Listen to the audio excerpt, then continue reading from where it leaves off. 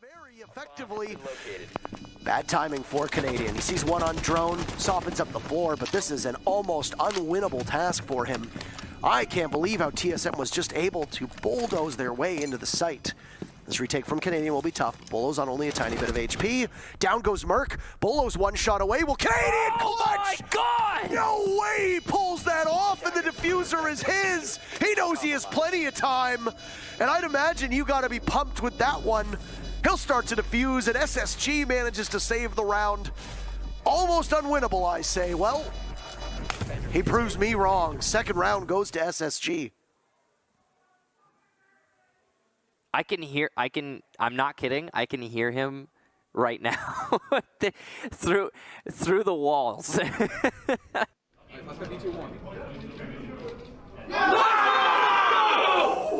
my God! Diffuse, Troy! Bro, the Windows key, bro. The Windows key. The Windows key. Let's go, Troy. Good shit. Why am I so much better than you? God damn! Using a dump and you little still get hang! I'm holding this shit with the worst gun in the game! You're playing Twitch, Geo! You're playing Twitch! The legend known as Troy Canadian Jaroslawski, a 2x6 Invitational winner and in-game leader for past Space Station Gaming and Evil Geniuses, joined the DarkZero esports roster on September 1st, 2021, with an impressive 2-year contract with the Org. Without diving into the impressive resume of Canadian, I'd like to talk about what I believe he can accomplish in DarkZero. My biggest question is if the former champion will be able to make DarkZero world champions, or if DarkZero will remain in the middle of the stages in the North American League and be mediocre in international events at the best. When Canadian joined Space Station Gaming, there was obvious showing of talent. Rampion Fault's frag heavy, Canadian IGLing, Viking Nade watching the flank, and Bosco on flex.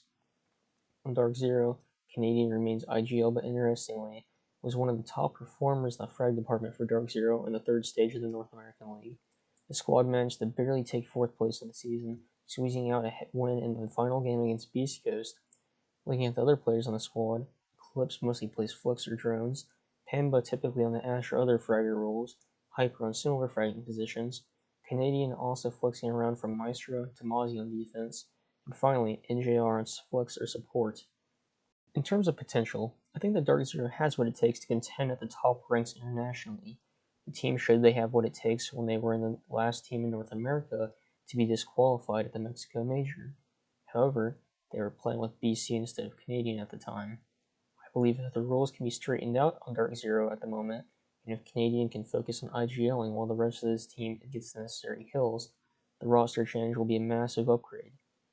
Another concern I have in the roster is Hyper, NJR, and Pamba's consistency. If the 3 players do not get kills consistently, I do not believe they will be able to top Space Station Gaming over North America. Even with the pickup of a Siege icon who has built past champion teams, I believe DarkZero will have to put a lot more effort and time into building up their team to conquer international events and best their rival, Space Station Gaming.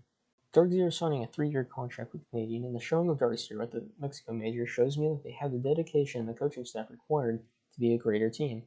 But it is a matter of keeping up with the other teams and getting their foot into the international LAN events that will really decide their fate. With the Sweden Major coming up in the next few days, I believe we will get an early preview as to what DarkZero is capable of doing internationally. So, to conclude, what are your thoughts? Can DarkZero conquer an invitational like Canadian has done with Evil Geniuses at Space Station Gaming? Talk about it below. Thanks for watching.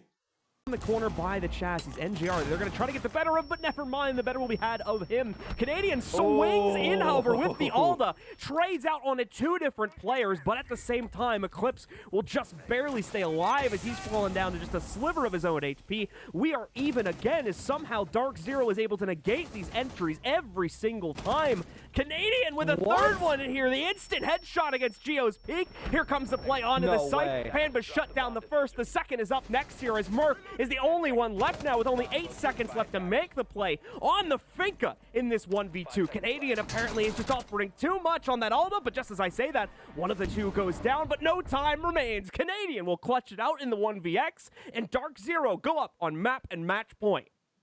Yeah, I don't think he's that old. I don't buy it. I just don't buy it. That was so well handled inside of Fraser. You guys can see the energy. I wish we could just hear the amount of woos that just went off inside of that place right now. But what a round from Canadian. When they needed him most, that signal went up, and he was able to secure all